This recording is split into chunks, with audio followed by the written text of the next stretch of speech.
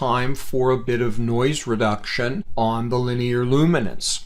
Rather than take the time to demonstrate that, you'll find an icon with MLT, multi-scale linear transform settings, apropos of the luminance image. I could, as a starting point, return to the history and open the instance that we used for the chrominance and start experimenting from there. And so with slightly different settings and a very different mask setting determined, we went from this rather noisy luminance to this. So typically our luminance is going to have better signal and require a little bit less noise reduction than our chrominance. I'll back up just to make sure things don't look lumpy or plastic or fake, and I think that's a pretty good result there with linear noise reduction.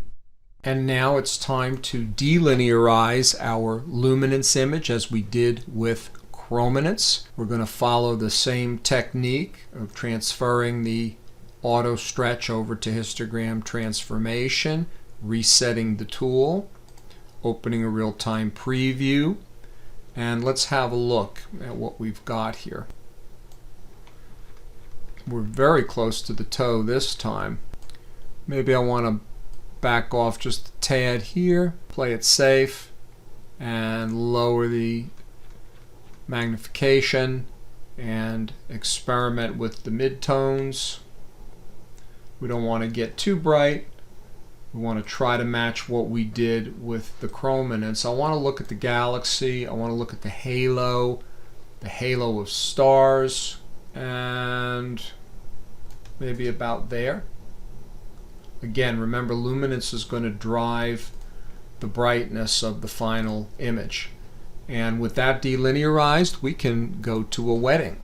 We're going to tuck away our luminance for now and return to our chrominance. We're going to be using the LRGB combination tool, very simple to use.